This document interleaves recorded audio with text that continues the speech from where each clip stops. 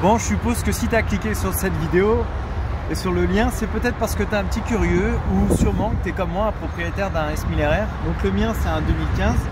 Entre 2015 et 2019, c'est les mêmes modèles, donc il n'y a rien qu'à changer dessus. Pourquoi je fais cette vidéo? En fait, c'est pour aider les gars qui ont d'autres S1000RR. C'est vrai qu'avec la BMW, c'est pas toujours évident d'avoir les infos, on ne sait pas trop quoi faire, où, comment, etc. Donc la mienne est équipée d'un filtre à air, d'une ligne. Et à la différence des Yamaha, dessus en fait il n'y a pas de boîtier électronique qu'on pourrait appeler YEC, puisque en fait c'est un YEC qui est le boîtier Racing.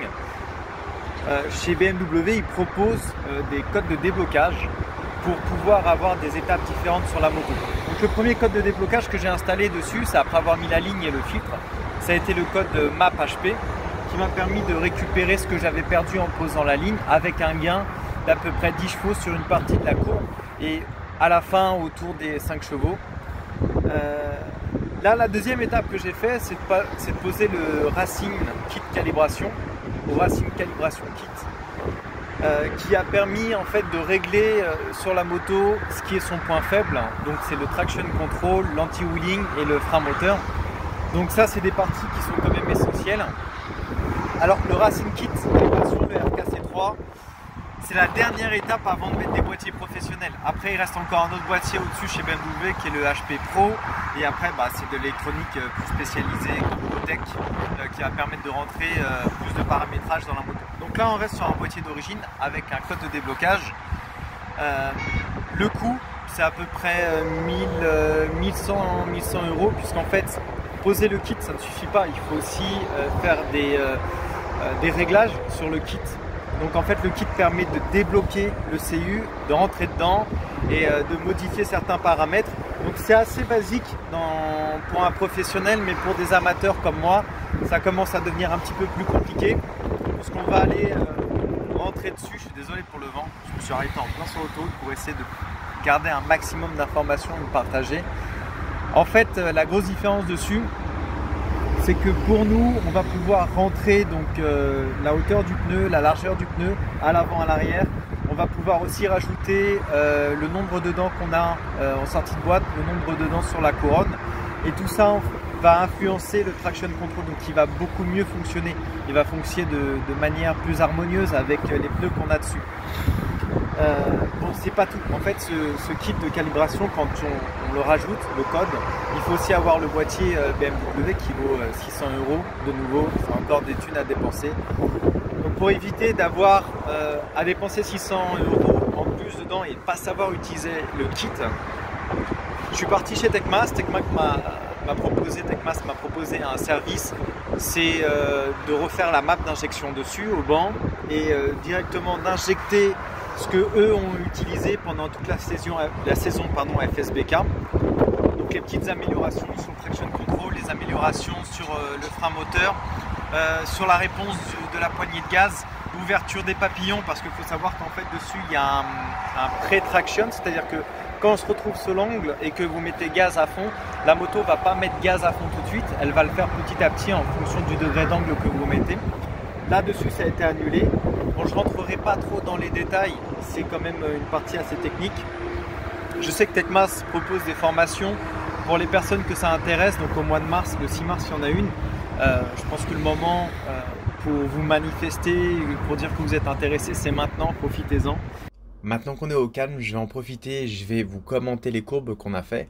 Donc dessus, comme d'habitude, on retrouve le passage avant et le passage après, on a fait les modifications. Donc dessus, on voit que les courbes sont très proches.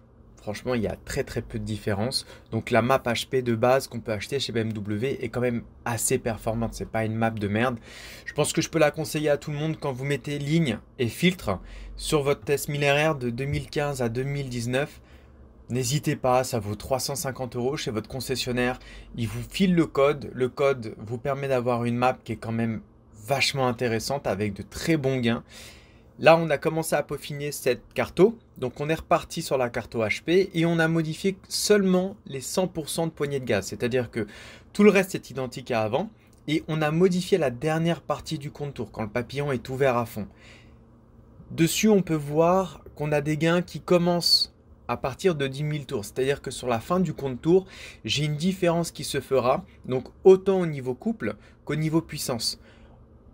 Sur la partie juste avant qu'on arrive à 12 000 tours, on voit que les deux courbes se recroisent de nouveau. Donc ici, en fait, ça va être difficile d'avoir un gain. C'est là où les cornets d'admission vont s'ouvrir pour les derniers tours moteurs, où on devra avoir normalement une explosion de puissance pour permettre à la moto d'aller crapiller encore un petit peu plus de puissance.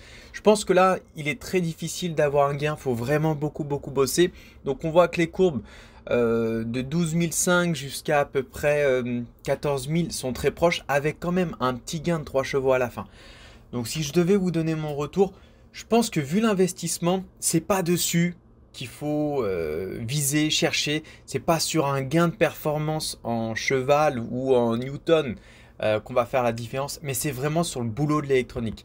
C'est là où vous allez voir une nette différence sur votre moto. Donc je vous le conseille, si vous voulez faire de la piste, si vous cherchez de la performance, si vous avez envie de bosser dessus, je vous conseille de passer sur le RCK3. Si vous avez juste envie de vous amuser avec vos amis, pas la peine d'investir dedans. Restez sur le code HP qui est vraiment une valeur sûre qui marche très bien. Et voilà, amusez-vous. Donc ce qui fait qu'au final la moto arrive quand même à sortir, on peut voir 214,5 chevaux, donc on est entre 214 et 215. À la roue ça se traduit à 196 chevaux. Donc bon, c'est des résultats assez corrects. Bien évidemment, au banc, les valeurs sont variables d'un banc à l'autre. On s'en fout. Là, on voit juste qu'il y a eu un gain entre le avant et après. Un gain qui est négligeable.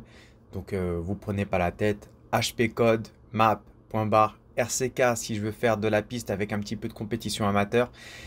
Et après, si vous avez envie d'aller un petit peu plus loin, bah, il y a toujours d'autres boîtiers disponibles. Voilà, je suis super content de vous présenter tout ça. Je vous laisse avec la vidéo du passage.